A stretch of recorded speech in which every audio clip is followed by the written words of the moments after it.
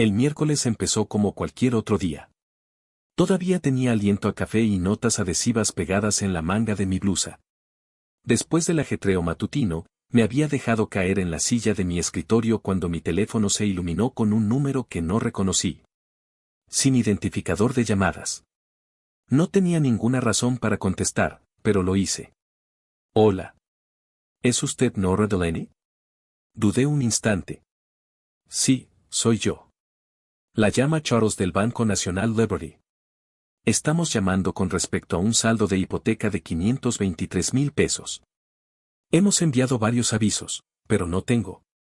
No tengo ninguna hipoteca, respondí, con la voz más cortante de lo que pretendía. Deben tener a la persona equivocada. Una pausa incómoda. Señora, en el archivo que estamos revisando figura su nombre, fecha de nacimiento y número de seguro social. Está usted registrada como la prestataria principal. El préstamo fue abierto hace 3 años. 3 años. Mi mente se quedó en blanco. Ese fue el año en que Meline, mi hermana menor, comenzó a hablar sobre comprar una casa. Lo llamaba su nuevo comienzo, decía que quería algo lo suficientemente grande para formar una familia. Recuerdo cómo agitaba fotos de Pinterest en la mesa durante la cena, bromeando sobre las calificaciones crediticias como si fueran chistes malos. Mamá dijo, ya lo resolveremos. La familia siempre encuentra una manera. Pero no de esta manera. Terminé la llamada educadamente, no sé cómo, y me quedé mirando al vacío durante un minuto entero.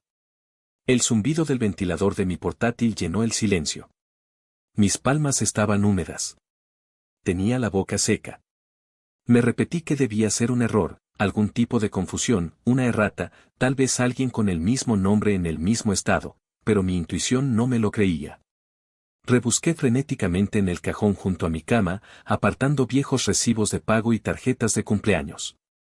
Encontré la última carta que había recibido de Liberty, un folleto genérico que había tirado hace meses. En ese momento no le di importancia. Ahora, se sentía como una advertencia que no había entendido. Me senté en el suelo de mi apartamento, rodeada de sobres y hojas sueltas, mirando mi vida en pedazos. No tenía propiedades, ni préstamos de coche, ni nada a mi nombre. Mis finanzas eran sencillas, así lo había planeado. Y sin embargo, alguien me había metido en una deuda de $500,000. Y no solo alguien. Solo había un grupo de personas que tenía mi nombre completo legal, mi número de seguro social, mi firma en documentos de años de ayuda para completar formularios FAFSA, papeleo médico y solicitudes bancarias, mi familia. El pensamiento se formó antes de que pudiera detenerlo. No quería creerlo, pero algunas traiciones no derriban la puerta a patadas. Simplemente giran la cerradura en silencio a tus espaldas. No dormí esa noche. Me quedé en la cama mirando al techo, repasando el mismo pensamiento una y otra vez. Si me lo hubieran pedido, ¿habría dicho que sí? No lo creo. Pero ese no era el punto. Nunca me dieron la oportunidad. Por la mañana, dejé de fingir que era un error. Las piezas encajaban demasiado bien, el momento, el lenguaje, el silencio. Meline había estado hablando de la casa de sus sueños solo meses antes de esa fecha de la hipoteca, un porche envolvente, una sala de sótano terminada para futuras posibilidades. Estaba entre trabajos en ese entonces.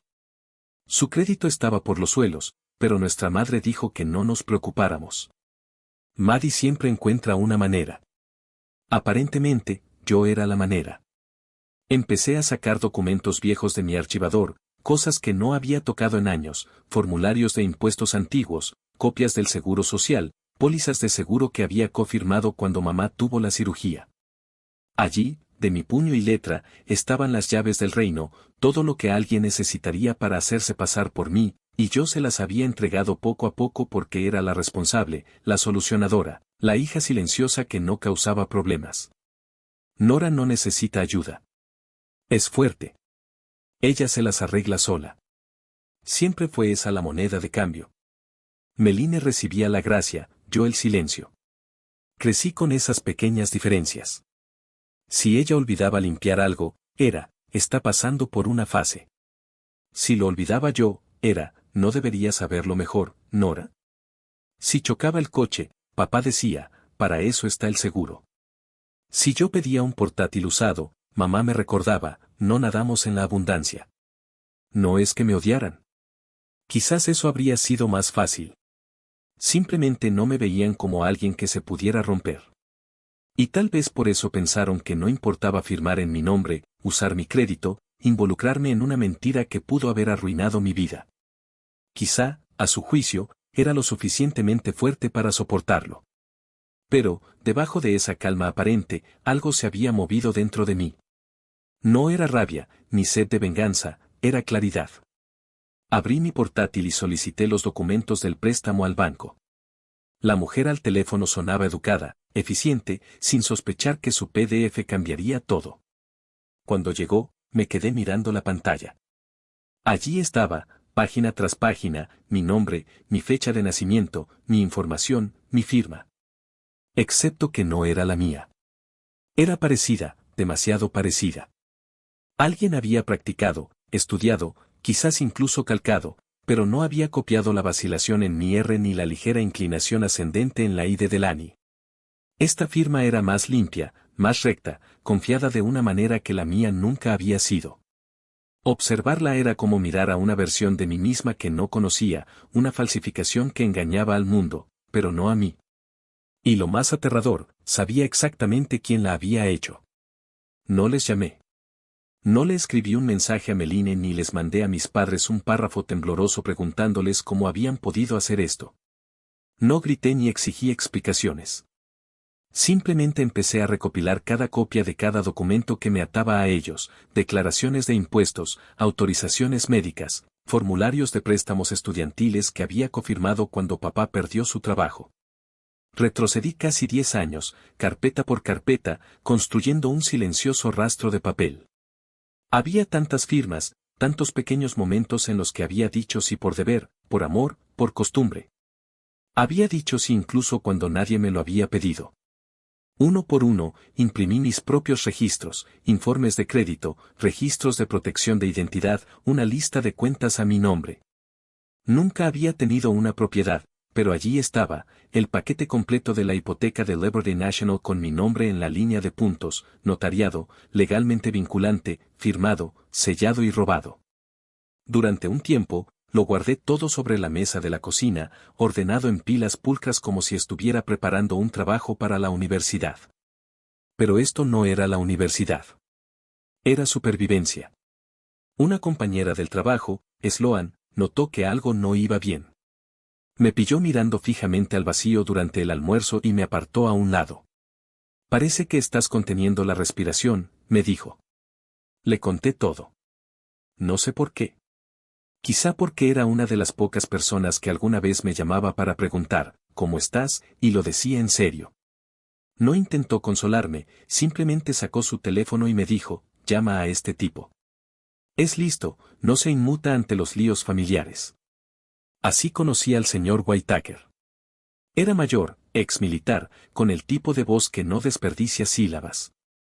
Me senté frente a él en un pequeño café a 3 manzanas de mi apartamento, sin recepcionista, sin vestíbulo con ascensor, solo él, un bloc de notas legal y un café solo. Hojeó mi pila de documentos sin decir una palabra.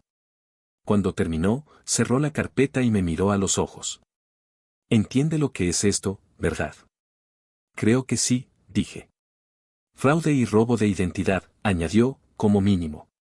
Escuchar esas palabras en voz alta hizo que algo se tensara en mi pecho. Asentí. No quiero destruirlos. Solo quiero deshacer esto. No estás destruyendo a nadie, me dijo él, intentando convencerme. Estás recuperando lo que te pertenece. Durante la siguiente hora, me explicó los pasos: presentar una denuncia policial, notificar al banco por escrito, entregar las pruebas, impugnar la hipoteca legalmente, presentar cargos si fuera necesario. Va a ser largo, me advirtió, y quemará cualquier puente que quede en pie. Esa palabra, quemar resonó en mi cabeza. ¿Puente? Como si todavía existiera algo que quemar, como si no llevara años caminando sola. Al llegar a casa, abrí una vieja tarjeta de cumpleaños que había sacado de una caja que no había tocado desde que me mudé. Era de mi madre. Reconocí su letra enrevesada antes incluso de leerla. Feliz cumpleaños número 28 a nuestra Constante. No lo decimos lo suficiente, pero siempre ha sido nuestra roca, nuestro plan B. Somos muy afortunados de tenerte. Asterisco nuestro plan B asterisco. Se suponía que era un cumplido. Ahora lo sé. Pero todo lo que sentí fue la verdad que había detrás de esas palabras. Me veían como alguien fiable, fuerte, silenciosa, tan silenciosa que pensaban que nunca diría que no. Pero se acabó, ser el plan que usaban cuando todo lo demás fallaba. Ahora yo tenía uno propio. El domingo llegó rápido, demasiado rápido. Estaba frente a la casa de mis padres, la de las contraventanas blancas y la entrada agrietada, sujetando una carpeta en mi bolso como si fuera a quemar el cuero. No les había dirigido la palabra en toda la semana, no desde que recibí los documentos, no desde que estuve sentada en la oficina del señor Whitaker y me di cuenta de que esto no era solo un desastre, era un delito. Aún así, toqué el timbre. La puerta se abrió casi al instante. Mi madre irradiaba alegría. Nora, cariño.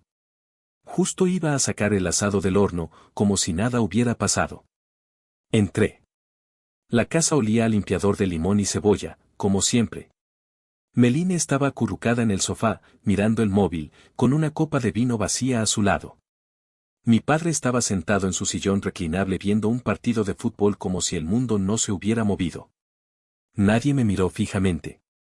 Me quedé callada durante la cena, asado, puré de patatas, judías verdes con demasiado ajo.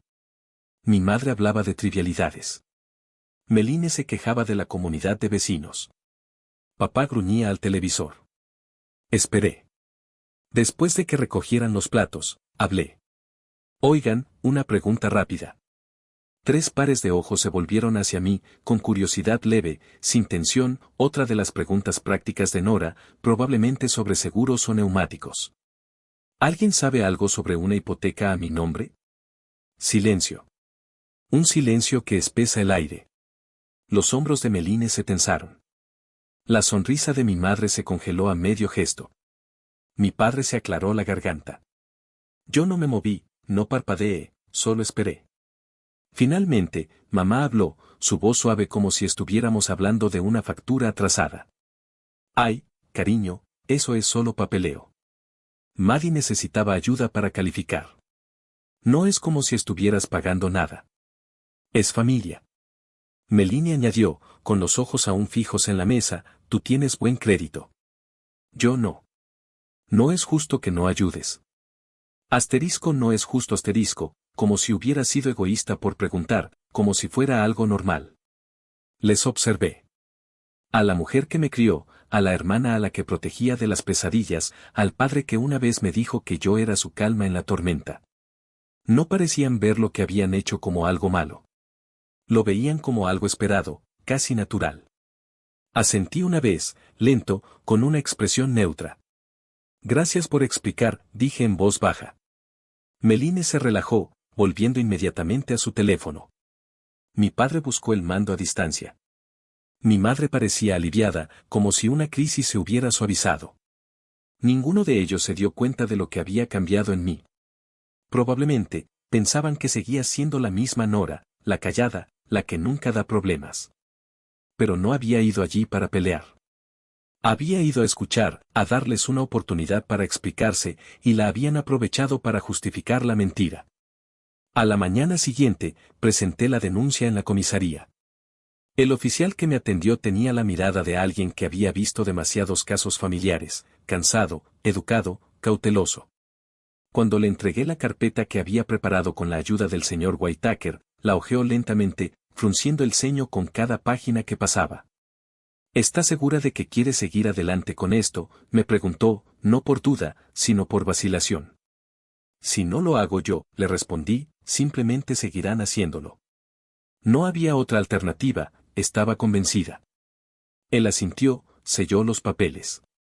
Ya era oficial. Esa misma tarde, envié la carta certificada a Liberty National. Dentro estaba la copia de la denuncia policial, un aviso formal de disputa y copias de mi identificación. Observé a la empleada de correos deslizarla en la bandeja de salida como si fuera cualquier otro sobre.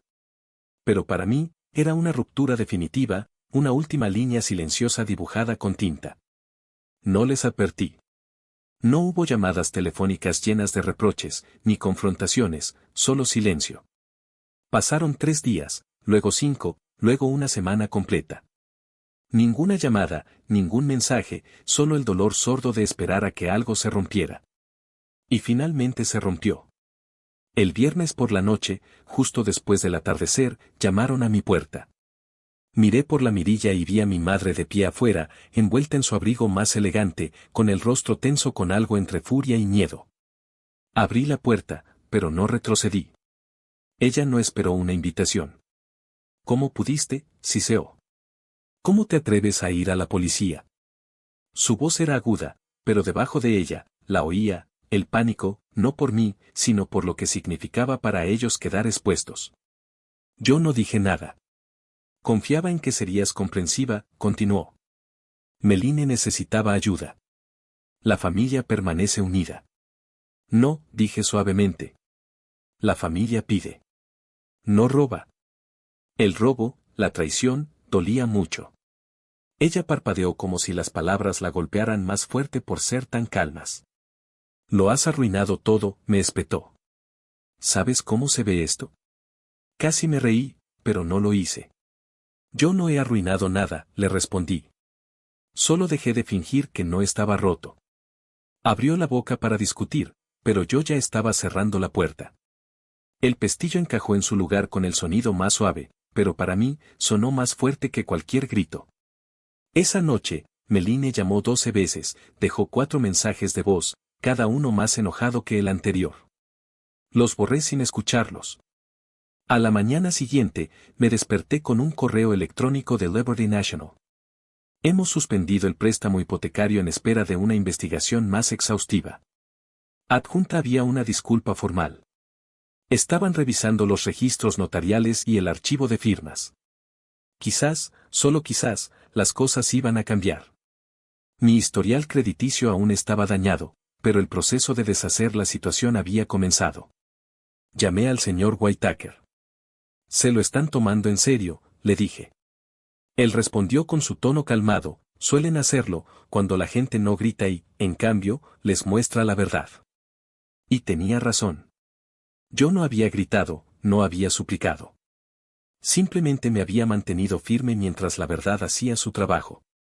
Y, de alguna manera, eso había sido suficiente. En las semanas que siguieron, el silencio a mi alrededor se hizo más denso. No más mensajes de texto, no más invitaciones, no más recordatorios cargados de culpa de que debía estar agradecida por la familia que tenía.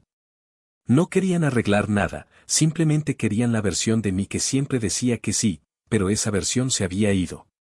En cambio, llené mis fines de semana con cosas que había olvidado que me gustaban, caminar hasta el mercado de agricultores, comprar flores para la mesa de mi cocina, sentarme en silencio con un libro y sin que sonara el teléfono. No quería venganza, no realmente. Solo quería distancia y paz, y por primera vez, tenía ambas cosas. Los meses pasaron. La primavera se deslizó silenciosamente, los árboles floreciendo en suaves rosas y amarillos, como si el mundo hubiera decidido empezar de nuevo. Estuviera lista o no, mantuve la cabeza baja, respondí correos electrónicos del señor Whitaker, firmé documentos, revisé mi informe de crédito como si fuera un pronóstico del tiempo en el que no confiaba. El caso seguía abierto. El daño aún estaba allí, pero algo dentro de mí se había asentado. Pasé mis fines de semana en movimiento, caminando por senderos, probando la cerámica en el centro comunitario, trabajando como voluntaria en la biblioteca los sábados. Nada dramático, solo mío, horas que no pertenecían a nadie más.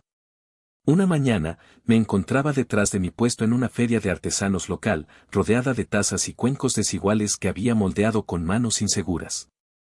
Una mujer recogió una pieza etiquetada como reclamación, una taza ligeramente descentrada, lisa en algunos lugares, imperfecta en otros. La giró en su palma. ¿Por qué ese nombre? Me encogí de hombros. Porque se suponía que no debía existir, pero existe. Ella sonrió, pagó en efectivo y se alejó. Esa noche, me senté en mi balcón con una taza de té y la primera tranquilidad real que me había ganado en años, no el silencio de ser ignorada, sino el silencio de no ser reclamada. Fue entonces cuando los vi. Mi madre, mi padre y Meline estaban parados al borde del estacionamiento cerca de mi apartamento, como si no estuvieran seguros de si acercarse o alejarse. Parecían más pequeños de lo que los recordaba. El maquillaje de Meline estaba corrido. La camisa de mi padre estaba arrugada, desabrochada.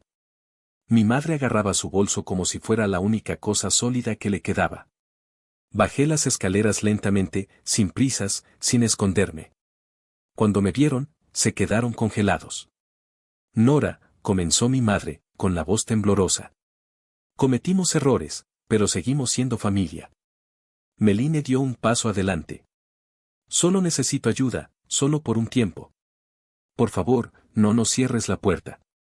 Ya no había fuego en mí, ni ira, solo una profunda y tranquila quietud que provenía de saber que no estaban allí porque me amaban. Estaban allí porque me necesitaban de nuevo. Dejé mi bolso y los miré, a cada uno de ellos, realmente los miré. Espero, dije con cuidado, que algún día entiendan lo que significa una verdadera familia. No es algo que se pueda robar, fingir o esperar cuando es conveniente. Metí la mano en el bolsillo de mi abrigo y saqué un sobre Manila. Dentro había una copia impresa del documento hipotecario falsificado, mi nombre, sus firmas, un sello rojo en la parte frontal que simplemente decía asterisco anulado asterisco. Detrás de él había algo más, una tarjeta de cumpleaños de hace años, la que decía, siempre ha sido nuestro plan de respaldo.